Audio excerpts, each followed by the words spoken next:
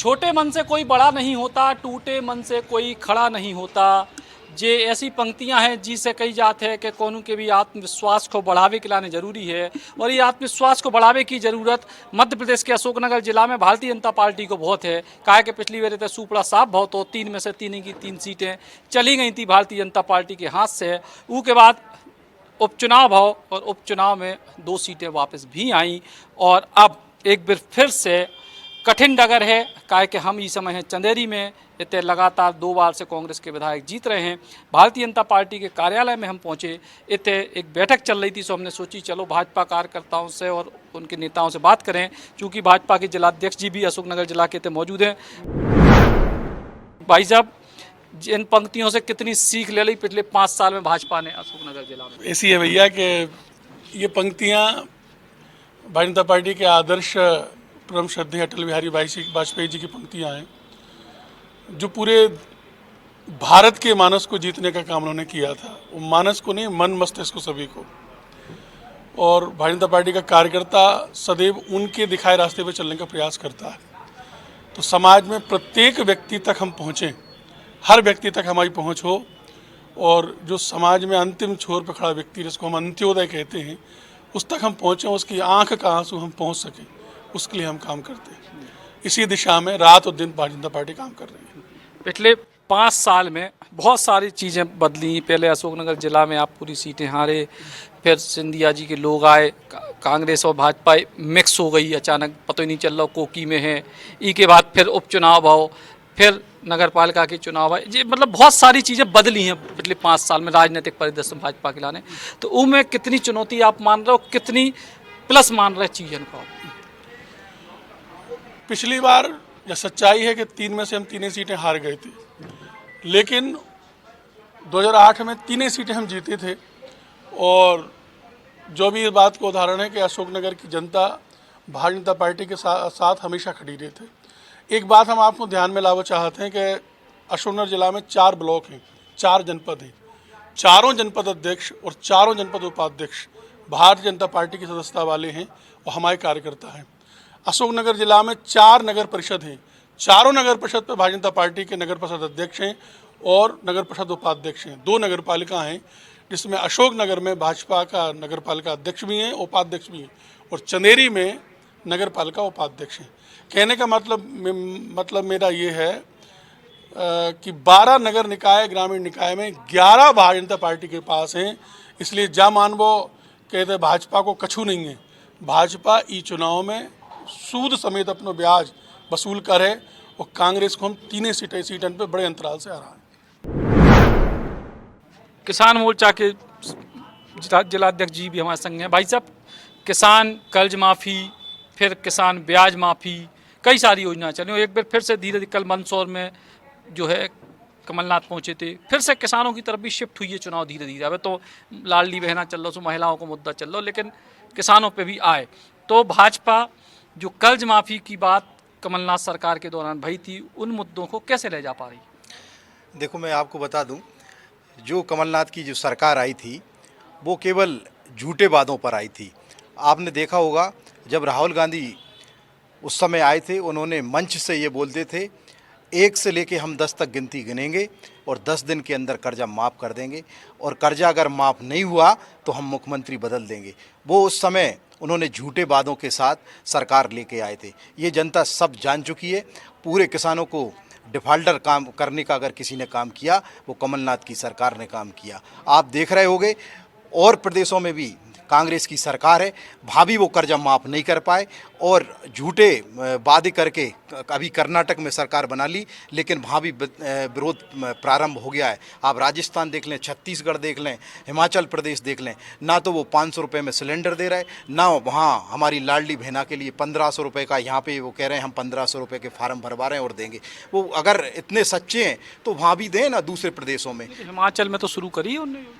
नहीं, अभी योजना केवल उनका झूठे वादे हैं। सिलेंडर की योजना राजस्थान में भी शुरू हुई नहीं, वो योजना में आपको मैं बता दूं, उसमें इतनी उन्होंने वो लगा दी, शर्तें लगा दी, वो लोग केवल चक्कर ही लगाते फिर रहे हैं। उनको बहुत सारी शर्तों के साथ में उन्होंने ये योजना प्रारंभ करने का काम, ये लोगों को बरगलाने का काम है, बेवकूफ़ बनाने का काम कर रही है।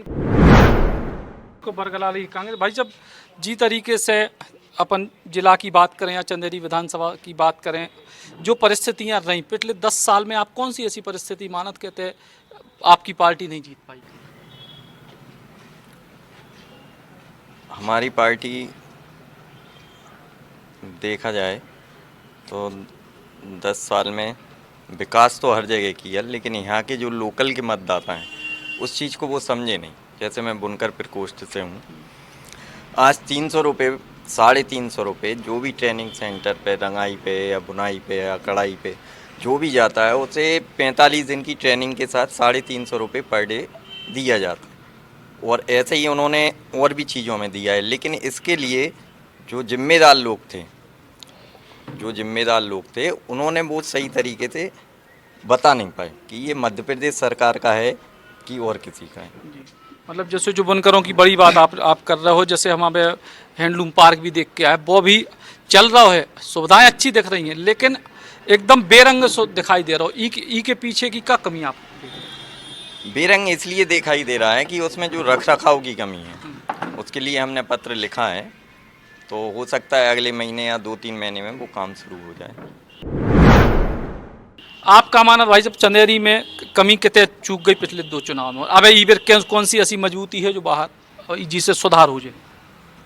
देखिए, भारतीय जनता पार्टी हमारी माँ है और माँ के लिए जितना आवश्यकता हो सकता है, जितनी आवश्यकता है, ज़रूरी है, हम भारतीय जनता पार्टी के कार्यकर्ता के नाते पूरा प्रयास करेंगे कि आगामी विधानसभा में यहाँ की सीट जो है भारतीय जनता पार्टी के पक्ष में जाए।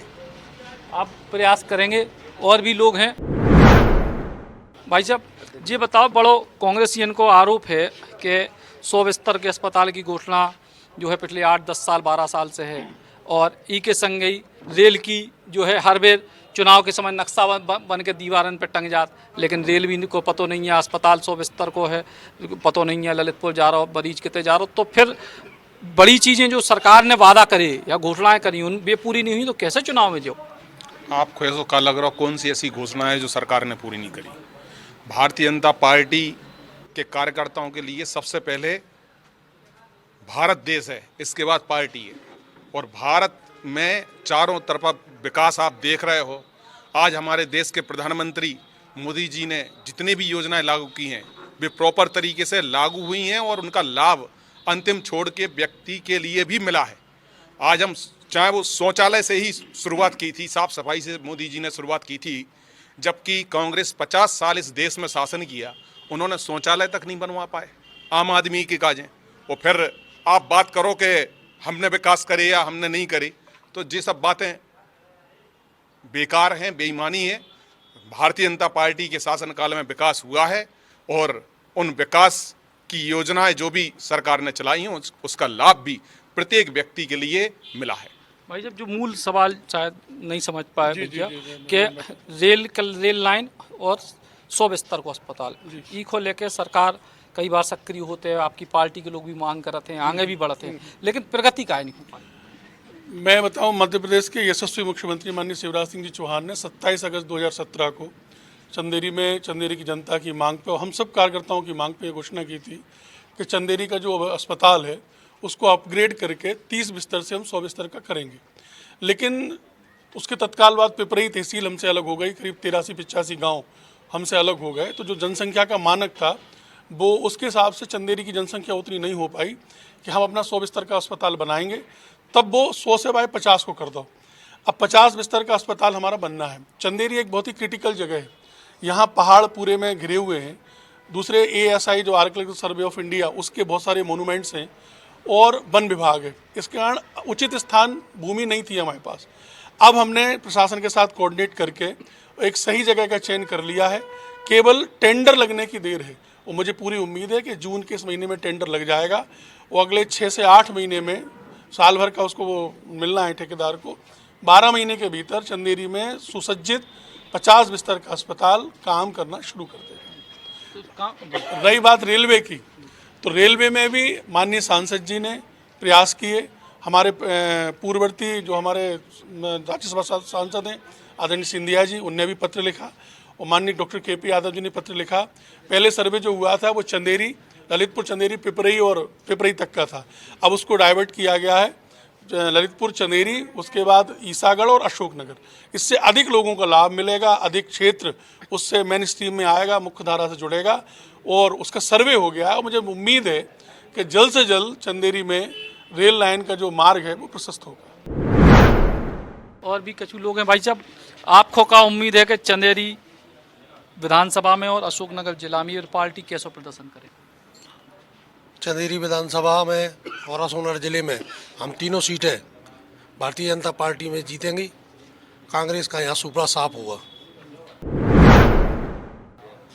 नीरज भैया भी हमारे संग पास आ गए। भैया जो है का है माहौल, इबे कछु बदलाव हुई है कि पहले ही जैसी स्थिति हुई है? नहीं, बदलाव होगा। बदलाव के लिए पूरे कार्यकर्ता काम कर रहे हैं। सबकी कोशिश है और सब संगठनात्मक रूप से सक्षम हम जीतने के लिए। तो हमारी सरकार ने कार्य भी किए हैं ऐसे कि हमें जीतना ही चाहिए।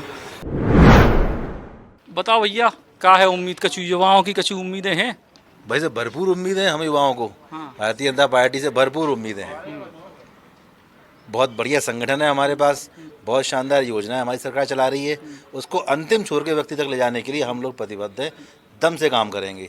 इस बार अशोकनगर जिले की तीनों सीटें पूरी ताकत से काम करेंगे और ला के देंगे भाजपा के पाली में। 3 में से 2 सीटें तो कांग्रेस से आए लोगों को चली जाने, इनमें कम से कम पार्टी से मांग कर रहे हैं कि असली भाजपाई को दियो। सब असली भाजपाई हैं, जो संगठन में काम कर रहे हैं हम सब असली भाजपाई हैं। यहाँ ऐसा नहीं है कि कोई कांग्रेस वाला भाजपाई है, कोई भाजपाई वाला भाजपाई है, कोई संघी भाजपाई है, कोई नहीं है। हम सब भाजपाई हैं, बिल्कुल पूरी ताकत से आत्मा संगठन के समर्पित होकर काम कर रहे हैं और करेंगे। भाई साहब आप बताओ कि सब असली भाजपाई हैं? भाजपा ही है सर। हैं? सब भाजपा है, वोट दें भाजपा है। अच्छा। हाँ। लेकिन कांग्रेस ने कुछ नहीं किया भाई साहब। अच्छा। कांग्रेस के ज़माने में कम से कम साल में 100 मूल खत्म हो जाते गांव से ले आते जैसे। अब भाजपा के ज़माने गाड़ी जा रही, एक भी बच्चा खत्म नहीं होता है। सब सोच सब सुविधा से सुधार है। आप बताओ भैया। भारतीय जनता पार्टी ने अंतिम छोर के व्यक्ति तक योजना पहुंचाई है। मैं SC का मंडल अध्यक्ष हूँ नगर से। मैं कई ऐसी योजना हैं जो बुनकरों के लिए भी हैं, मजदूरों के लिए भी हैं, छोटा सा गरीब जो हाथ ठेला के लिए भी लोन दिया है और जो छोटे छोटे सब्जी बेचने वाले थे उनके भी लोन दिया है। मैं खुद ये उस योजना का लाभ लिया है। जो मुख्यमंत्री स्वरोजगार योजना से मुझे 7.5 लाख रुपए मिले थे, जिसमें 2 लाख सब्सिडी मिली है।